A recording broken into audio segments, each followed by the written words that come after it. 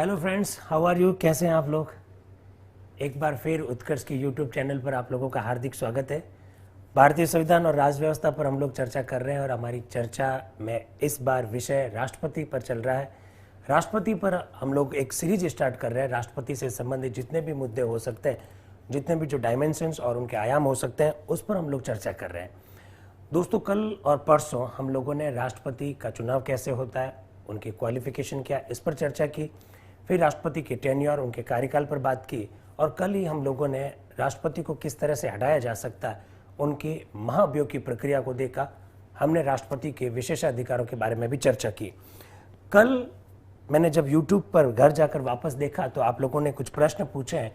उनमें से 2 प्रश्न ऐसे हैं, मुझे लगता है कि इसका जवाब दिया जाना चाहिए और बड़े फनी टाइप के प्रश्न हैं। हालांकि एक प्रश्न पूछा कि राष्ट्रपति चुनाव जीत जाने के बाद वह किसी और मंत्री के पद का चुनाव नहीं लड़ सकते। मुझे बड़ा ये फनी टाइप का प्रश्न इसलिए रख रहा है, ये श्यामदास जी स्वामी ने प्रश्न पूछा। देखिए, जब आप राष्ट्रपति के पद पर होते हो तो कोई और पद आप धारण कर ही नहीं सकते। एक बात मुझे लगता है कि ये जो प्रश्न पूछा गया, सभी को नमस्कार, गुड आफ्टरनून। यस नमस्कार Sandeep ji, good afternoon, very good afternoon. Jyoti, good afternoon. Yes, सभी को बहुत सारा नमस्कार। हम लोग अपने टॉपिक पर बात करते हैं। मुझे लगता है कि श्यामदास जी, आप शायद प्रश्न ये पूछना चाह रहे होंगे कि राष्ट्रपति पद पर रहने के बाद में कोई व्यक्ति और पद धारण कर सकता है क्या, उनका जब टेन्योर पूरा हो जाए। तो देखिए, राष्ट्रपति पद पर आपने 5 वर्ष का कार्यकाल कंप्लीट कर लिया है। कंप्लीट करने के बाद में आप भारत के एक सामान्य नागरिक हो जाते हैं। आप एक वोटर के रूप में तो होते हैं, आप एक मतदाता के रूप में होते हैं। तो ऐसी स्थिति में आप किसी भी प्रकार का चुनाव लड़ सकते हैं। आप लोकसभा का चुनाव लड़ सकते हैं, आप राज्यसभा का चुनाव लड़ सकते हैं, इवन आप सरपंच तक का चुनाव लड़ सकते हैं। वो अलग बात है कि भारत के किसी भी राष्ट्रपति ने देश का सर्वोच्च पद धारण करने के बाद में किसी प्रकार का चुनाव नहीं लड़ा। बाकी लड़ने के ऊपर कोई रोक नहीं है, ऐसा कहीं कॉन्स्टिट्यूशन में प्रोविजन नहीं है, ऐसा किसी एक्ट में प्रोविजन नहीं है, ऐसे किसी रूल और रेगुलेशन कोई इस प्रकार का बना नहीं रखा। तो चुनाव में किसी प्रकार की कोई दिक्कत नहीं है। इसको अपना कॉन्सेप्ट थोड़ा सा क्लियर रखें। एक महेंद्र सिंह जी ने प्रश्न पूछा था कि महाअभियोग प्रक्रिया के दौरान राष्ट्रपति विदेश यात्रा पर जा सकते हैं क्या। महेंद्र जी और सभी हमारे फेसबुक और जो यूट्यूब के जो साथी हैं, उन सबको मैं बताना चाह रहा हूं, देखिए, महाअभियोग प्रक्रिया जब चल रही होती है, आपको स्पष्ट बताया गया कि राष्ट्रपति को वे सारे पावर्स, वे सारी सुविधाएं, वे सारी एमिनिटीज, वे सारे प्रिविलेज, वे सारे विशेषाधिकार प्राप्त होते हैं जो एक नियमित राष्ट्रपति को प्राप्त होते हैं। अगर उन्हें विदेश यात्रा पर भी जाना होगा, उनका कोई सरकारी दौरा होगा या उनको निजी यात्रा करनी है, इसमें किसी प्रकार की कोई दिक्कत नहीं है। मुझे लगता नहीं है कि इस प्रकार का कोई सवाल बनता है। तो महेंद्र सिंह जी, चिंता मत करिए, राष्ट्रपति महाअभियोग के दौरान भी, उस प्रक्रिया के दौरान भी विदेश यात्रा पर जा सकते हैं। हमारा कॉन्सेप्ट अगर क्लियर है कि महाअभियोग प्रक्रिया के दौरान उन्हें सारे पावर्स प्राप्त होते हैं, तो मुझे लगता है इस प्रकार का कोई प्रश्न पूछने का सवाल ही पैदा नहीं होता है। हाँ दोस्तों, आज हम लोग बात करना चाहते हैं राष्ट्रपति की शक्तियों के बारे में, और राष्ट्रपति की शक्तियों में भी हम लोग बेसिकली आज बात करेंगे कार्यपालिका संबंधी शक्तियों के बारे में। एग्जीक्यूटिव पावर्स कौन कौन से राष्ट्रपति को प्राप्त है, उस पर हम लोग चर्चा करना चाहते हैं। और दोस्तों, एक बात मैं क्लियर कर देता हूं, जब हम लोग राष्ट्रपति की पावर्स को पढ़ रहे हैं तो इस बात को थोड़ा सा ध्यान रखिएगा। We have parliamentary system of the government. हमारे देश में संसदात्मक शासन व्यवस्था है और आपको इस बात को भी ध्यान रखना है, संसदात्मक व्यवस्था होने के कारण सारी जो पावर्स है व्यवहार में, सारी शक्तियां व्यवहार में संसद को प्राप्त है, या यूं कह दीजिए हमारी मंत्री परिषद और प्रधानमंत्री को प्राप्त है। हम राष्ट्रपति की शक्तियां पढ़ रहे हैं। राष्ट्रपति को संविधान के तहत बहुत सारी शक्तियां दी गई है, लेकिन राष्ट्रपति अपनी इन जो शक्तियां हैं, इन सारी शक्तियों का इस्तेमाल मंत्री परिषद की एडवाइस पर करते हैं। मंत्री परिषद में प्रधानमंत्री भी इंक्लूड है। इन सब बातों को अपने को ध्यान में रखते हुए राष्ट्रपति की शक्तियां अपने को पढ़नी है। अच्छा, एक बात इस टॉपिक को पढ़ने से पहले बता देता हूं, राष्ट्रपति की स्व विवेकीय शक्तियों के बारे में अक्सर विद्यार्थी कंफ्यूज रहता है। याद रखिएगा, राष्ट्रपति को स्व विवेकीय शक्तियां प्राप्त होती है, लेकिन भारत के संविधान में इस संदर्भ में कुछ भी उल्लेख नहीं कर रखा है। ऐसे कई सारे मौके हैं, आज हम उन मौके पर बात करेंगे कि वो कौन कौन से मौके हैं जिन पर राष्ट्रपति अपनी इन शक्तियों का इस्तेमाल कर सकता है।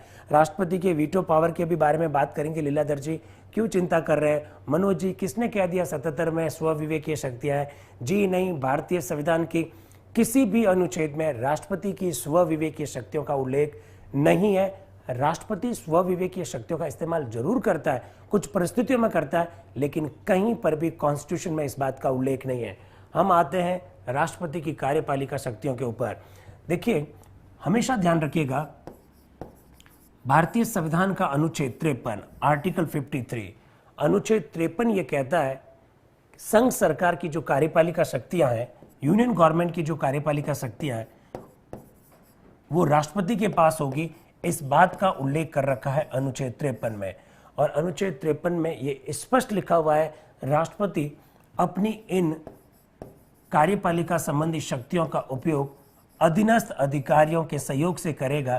तो मेरे हिसाब से ये बात यहीं पर स्पष्ट हो जानी चाहिए कि राष्ट्रपति की कार्यपालिका शक्तियों को लेकर हमारा भारत का संविधान क्या कहता है।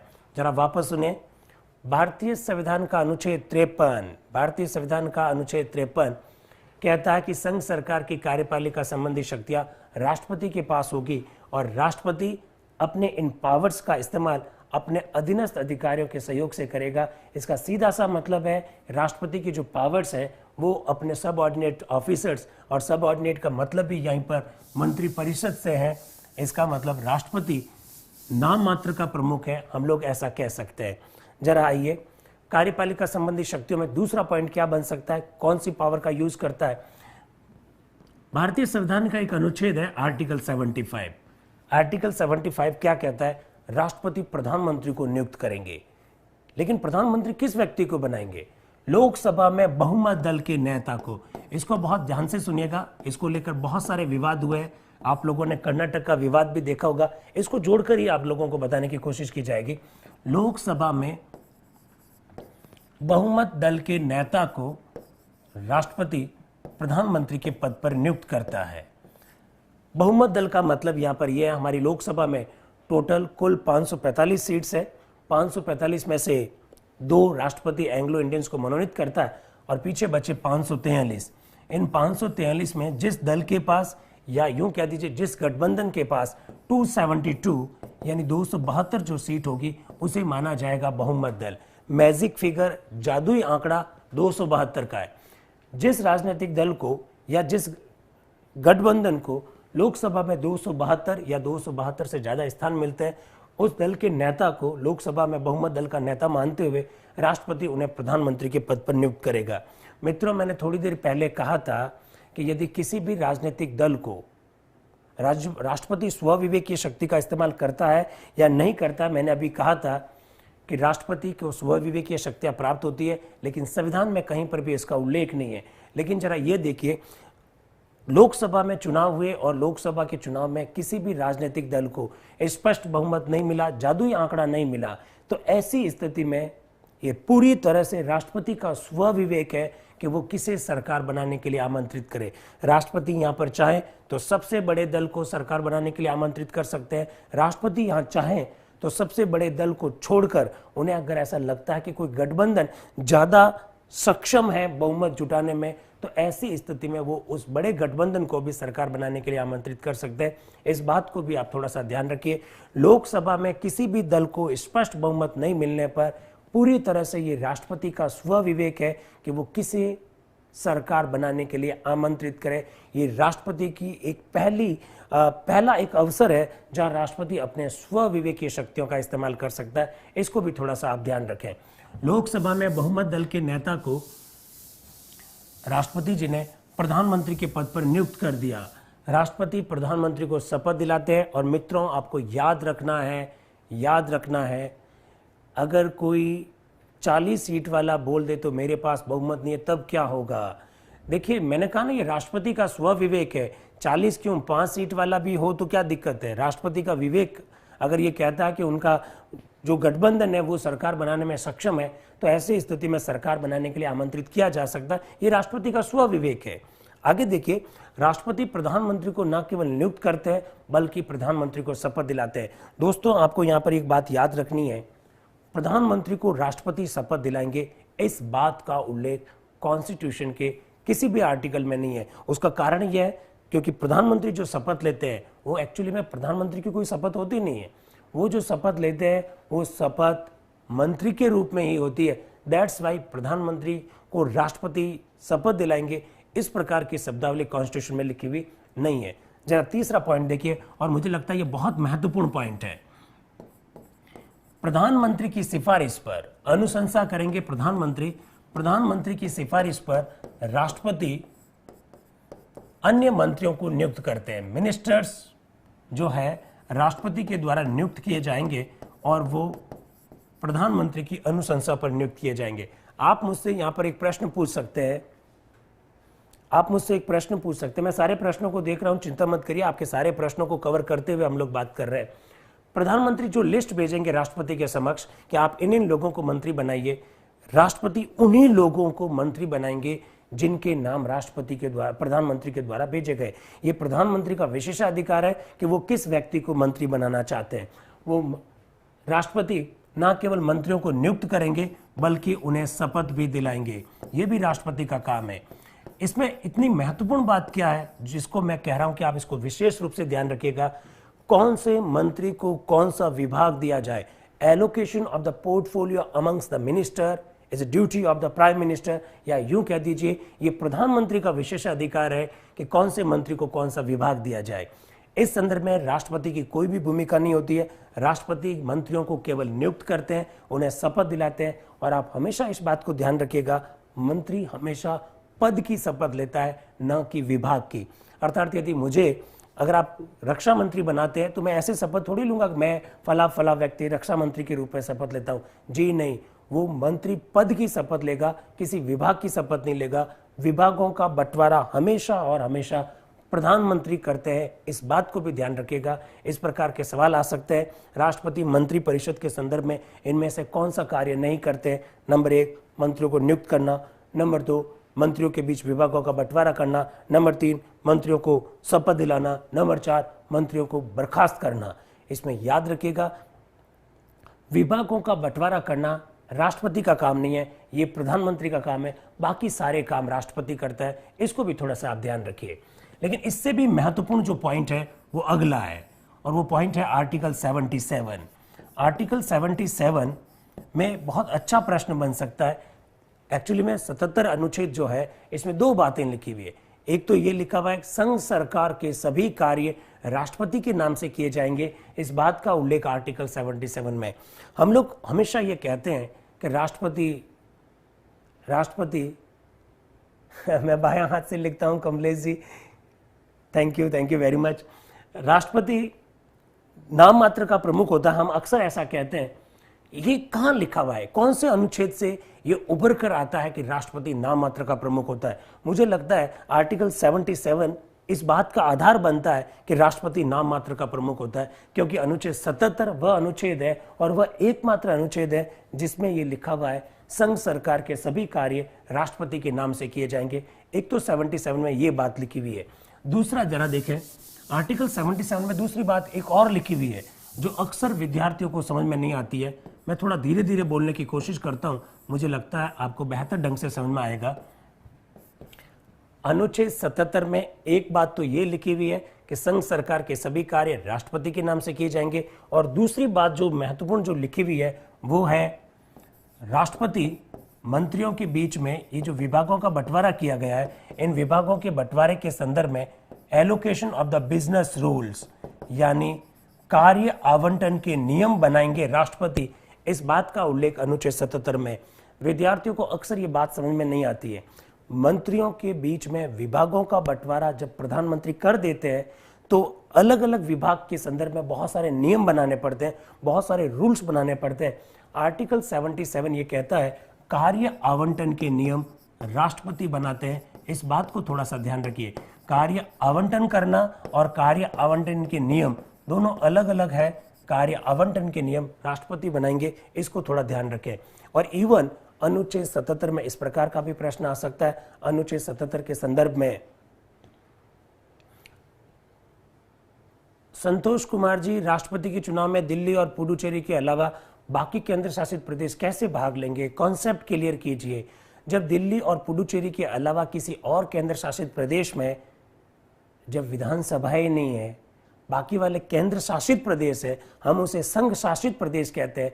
जब वहाँ विधानसभा ही नहीं है तो वहाँ वोट देने कौन आएगा? कॉन्सेप्ट को क्लियर करें। वोट वही दे सकते हैं ना जो विधायक है, जो सांसद है, जो अंडमान निकोबार द्वीप है, लक्षद्वीप है, गोवा, जो दमन और दीव है, वहाँ कहाँ पर विधानसभा है? जब विधानसभा ही नहीं है तो विधायक कहाँ से होंगे? जब विधायक नहीं है तो फिर वोट कौन देगा? कॉन्सेप्ट को क्लियर करिए प्लीज। एन के यादव जी, अफीम जैसी आदत मत डालिए। अफीम की नहीं है, मैं बस आप लोग जो अपेक्षा कर रहे हैं उन अपेक्षाओं पर खरा उतरने का प्रयास कर रहा हूँ। मुझे मालूम है आप लोग बहुत सारे इंतजार करते हैं, आपकी हर प्रॉब्लम को सॉल्यूशन करने की कोशिश करते हैं। आपका हर मैसेज मुझे दिखाई देता है, घर जाकर भी सारे मैसेज को पढ़ता हूँ मैं, और मैं कोशिश करता हूँ और इम्प्रूवमेंट करें। तो आपके मैसेज मुझे दिख रहे हैं। आर्टिकल 77 में कितना बढ़िया प्रश्न हो सकता है। 77 के संदर्भ में सही कथन को छांटिए। नंबर 1, सभी कार्य राष्ट्रपति के नाम से किए जाएंगे। नंबर 2, राष्ट्रपति केंद्र सरकार में कार्य आवंटन के नियम बनाता है। नंबर 3, दोनों ही सही है। नंबर 4, दोनों ही सही नहीं है। तो याद रखिएगा ये दोनों ही सही है। आर्टिकल 77 बहुत बढ़िया प्रश्न पूछा जा सकता है। राष्ट्रपति की कार्यपालिका संबंधी शक्तियों में मुझे लगता है अनुच्छेद 77 के बाद में कोई एक और बढ़िया सा अनुच्छेद है, वो है आर्टिकल 78। बहुत बारीकी से सुनना। वर्ष 2013 आरएस के पेपर में प्रश्न पूछा जा चुका है। जो बात आर्टिकल 78 में लिखी हुई है वही बात आर्टिकल 167 में राज्यपाल और मुख्यमंत्री के बारे में लिखी हुई है। क्योंकि अभी हम लोग राष्ट्रपति टॉपिक पर बात कर रहे हैं, तो राष्ट्रपति और प्रधानमंत्री के संबंध कैसे होंगे इस बात का उल्लेख कर रखा है आर्टिकल 78 में। तो जरा देखें आर्टिकल 78 क्या कहता है। आर्टिकल 78 में बहुत सारी बातें लिखी हुई है, टुकड़ों में पढ़िएगा, सारी बातें आपको याद हो जाएगी। आर्टिकल 78 ये कहता है, हाँ आर्टिकल 70 बता रहा हूँ नरेश जी, और बहुत डिटेल में बताएंगे क्योंकि मुझे लगता है कि आजकल एंग्लो इंडियन बता देंगे। विष्णु जी क्यों चिंता कर रहे हैं? हम लोग लेजिस्लेटिव पावर्स की जब कल चर्चा करेंगे तो एंग्लो इंडियंस के बारे में बात करेंगे। 78 आर्टिकल क्या कहता है? हम लोग कोशिश ये करते हैं कि आपको पहले से इस बात की इंफॉर्मेशन मिल जाए कि आज हम लोग किस टॉपिक पर बात करना चाह रहे हैं। आज हमारा केवल और केवल कंसंट्रेशन कार्यपालिका संबंधी शक्तियों पर है।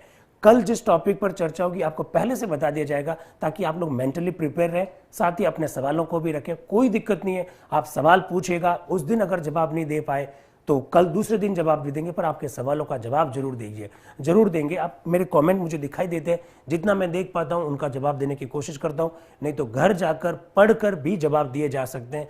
हम आपके लिए ही हैं, आपको पहले से ही बता दिया गया, इसमें कोई दो राय नहीं है। 78 क्या कहता है?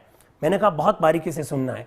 78 आर्टिकल मुझे लगता है राष्ट्रपति और प्रधानमंत्री के संबंधों को बखूबी परिभाषित करता है और बहुत अच्छा प्रश्न बन सकता है यहाँ पर।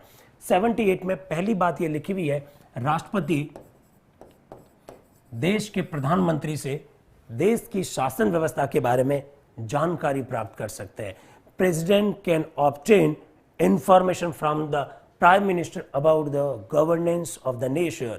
देश में क्या चल रहा है, देश की शासन व्यवस्था के बारे में, देश के प्रशासन के बारे में राष्ट्रपति प्रधानमंत्री से जानकारी प्राप्त कर सकते हैं। आर्टिकल 78 में ऐसा लिखा हुआ है।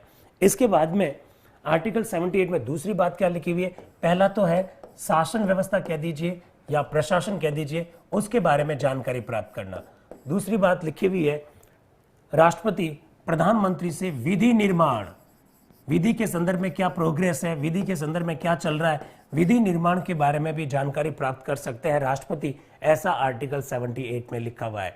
और 78 में तीसरी और महत्वपूर्ण बात यह लिखी हुई है, वो कभी भी प्रधानमंत्री को राष्ट्रपति अपने पास बुलाकर किसी भी विषय पर मंत्री परिषद में चर्चा कराने के लिए कह सकते हैं। जैसे फॉर एग्जाम्पल SC/ST एक्ट के संदर्भ में 1989 का जो एक्ट है, उस संदर्भ में अभी सुप्रीम कोर्ट का निर्णय आया 20 मार्च 2018 को। SK Mahajan versus state of the Maharashtra के बारे में वो क्या मामला था, उस पर भी कभी चर्चा करेंगे। इस बारे में एक निर्णय आया। निर्णय के बाद में आप लोग जानते हैं इसका थोड़ा बहुत विरोध हुआ, हिंदुस्तान के अलग अलग भागों में इसका विरोध हुआ, सरकार के लिए चिंता का विषय है। राष्ट्रपति जी प्रधानमंत्री को बुलाकर कह सकते हैं कि आप इस विषय पर मंत्री परिषद में चर्चा करवाइए, क्योंकि आप लोग जानते होंगे मित्रों, मंत्री परिषद सामूहिक उत्तरदायित्व के सिद्धांत पर काम करती है। ऐसी स्थिति में राष्ट्रपति किसी भी विषय पर प्रधानमंत्री को कह सकते हैं आप इस पर मंत्री परिषद में चर्चा करवाइए। आर्टिकल 78 के तहत ये सारी बातें राष्ट्रपति को प्राप्त है। और सबसे बड़ी, सबसे लास्ट में क्या लिखा हुआ है, ये प्रधानमंत्री का संवैधानिक कर्तव्य है। It's duty of the prime minister, it's a constitutional duty of the prime minister. ये प्रधानमंत्री का संवैधानिक कर्तव्य है कि वे राष्ट्रपति द्वारा मांगी गई सभी सूचनाएं उनको उपलब्ध करवाएं। ऐसा 78 में लिखा हुआ है। मुझे लगता है आर्टिकल 78 भारत में राष्ट्रपति और प्रधानमंत्री के बीच में कैसे संबंध है उसको बहुत ढंग से परिभाषित करता है। 78 के तहत राष्ट्रपति ये सब कुछ प्रधानमंत्री से ले सकता है और नीचे लिखा हुआ ये प्रधानमंत्री का कर्तव्य है कि वो सारी मांगी गई सूचनाएं उनको उपलब्ध करवाए। तो ये सारी बातें कार्यपालिका संबंधी शक्तियों में आती हैं। दोस्तों, आपको याद रखना है आजकल कार्यपालिका संबंधी शक्तियों में बहुत बढ़िया प्रश्न आर्टिकल 77 और 78 के तहत पूछे जाते हैं। मुझे लगता है ताराचंद जी आर्टिकल 111 भी बताएंगे जब लेजिस्लेटिव पावर्स की बात करेंगे, राष्ट्रपति बिलों पर किस प्रकार से साइन करता है, उस समय जब बात करेंगे उस पर चर्चा की जाएगी। आप चिंता ना करें, आज हम लोग केवल और केवल कार्यपालिका संबंधी शक्तियों की बात कर रहे हैं। अब देखिए और क्या करता है राष्ट्रपति कार्यपालिका संबंधी शक्तियों में। राष्ट्रपति मंत्री परिषद की सलाह पर, काउंसिल ऑफ द मिनिस्टर्स यानी मंत्री परिषद, राष्ट्रपति मंत्री परिषद की सलाह पर भारत के अटॉर्नी जनरल यानी महान्यायवादी की नियुक्ति करते हैं राष्ट्रपति मंत्री परिषद की सलाह पर। और महान्यायवादी जो पद है इसका उल्लेख आर्टिकल 76 अनुच्छेद 76 में कर रखा है। आपको क्या ध्यान रखने वाली बात है, ये तो बहुत सिंपल सी बात है, इसमें ध्यान रखने वाली बात क्या, ध्यान रखने वाली बात है आर्टिकल 76 के तहत राष्ट्रपति महान्यायवादी की न केवल नियुक्ति करते हैं बल्कि उनको शपथ दिलाते हैं। जरा देखिएगा, 3 शब्द है, उनको नियुक्त करेगा, उनको अपॉइंट करेंगे, इसके अलावा उनको शपथ दिलाएंगे, ओथ दिलाएंगे, और इसके अलावा जो सबसे महत्वपूर्ण शब्द है वो आपको याद रखना है, प्रसाद पर्यंत यानी प्लेजर ऑफ द प्रेसिडेंट। महान्यायवादी तब तक पद पर रहेगा जब तक राष्ट्रपति उन्हें पद पर रखना चाहेंगे। यानी महान्यायवादी के संदर्भ में राष्ट्रपति को 3 बातें प्राप्त है, 3 पावर्स प्राप्त है। उनको नियुक्त करेंगे, अपॉइंट करेंगे, उनको शपथ दिलाएंगे, और महान्यायवादी कब तक पद पर रहेंगे जब तक राष्ट्रपति उन्हें पद पर रखना चाहेंगे, यानी वो राष्ट्रपति के प्रसाद पर्यंत पद पर रहते हैं। इस बात को भी ध्यान रखें। फिर देखिएगा, मंत्री परिषद की सिफारिश पर राष्ट्रपति भारत के CAG नियंत्रक व महालेखा परीक्षक, अटॉर्नी जनरल क्या होता है चिंता मत करिए, हम अटॉर्नी जनरल पर भी विस्तार से चर्चा करेंगे, इवन CAG पर भी चर्चा करेंगे, नियंत्रक व महालेखा परीक्षक पर भी हम लोग चर्चा करेंगे। CAG की राष्ट्रपति नियुक्ति करता है, शपथ दिलाता है। मित्रों, आपको यहां पर बहुत ढंग से बात को याद रखना है, वो नियुक्त करेंगे CAG को और शपथ दिलाएंगे CAG को। प्रसाद पर्यंत शब्द यहां पर याद नहीं रखना है। CAG नियंत्रक व महालेखा परीक्षक राष्ट्रपति के प्रसाद पर्यंत पद पर नहीं रहता है। CAG को संसद के द्वारा हटाया जाता। कैसे हटाया जाता आगे बात करेंगे। सुप्रीम कोर्ट के जज को जिस विधि से हटाया जाता है उसी विधि से CAG को हटाया जाता है। ये प्रश्न वर्ष 2011 सेकंड ग्रेड SST में पूछा जा चुका है। इस प्रकार के प्रश्न पूछे जाते हैं। प्रश्न क्या था मैं आपके सामने रख रहा हूं। प्रश्न था, इनमें से कौन सा पद है जो राष्ट्रपति के प्रसाद पर्यंत नहीं होता है। वहां एक ऑप्शन था महान्यायवादी, एक ऑप्शन था नियंत्रक व महालेखा परीक्षक, एक ऑप्शन था राज्यपाल और एक ऑप्शन था केंद्र सरकार में मंत्री। आप जानते हैं राज्यपाल राष्ट्रपति के प्रसाद पर्यंत होता है। अभी आपको बताया महान्यायवादी राष्ट्रपति के प्रसाद पर्यंत होता है। दोस्तों याद रखिएगा, CAG को नियुक्त करेंगे, CAG को शपथ दिलाएंगे, CAG राष्ट्रपति के प्रसाद पर्यंत पद पर नहीं रहता है। इस बात को भी ध्यान रखें। आगे जरा देखिए और क्या करते हैं राष्ट्रपति। मंत्री परिषद की सिफारिश पर राष्ट्रपति भारत के 29 राज्य हैं। देखिए याद रखिएगा 29 राज्य हैं, 29 के 29 राज्यों में राज्यपाल होते हैं। उन राज्यपालों की नियुक्ति राष्ट्रपति करते हैं, मंत्री परिषद की सिफारिश पर करते हैं। एक दूसरी बात, भारत में 7 संघ शासित प्रदेश है, दिल्ली, पुडुचेरी व अंडमान व निकोबार द्वीप समूह। ये जो 3 संघ शासित प्रदेश है, इन तीनों संघ शासित प्रदेश में उपराज्यपाल होता है जिसे हम लोग लेफ्टिनेंट गवर्नर कहते हैं, LG कहते हैं।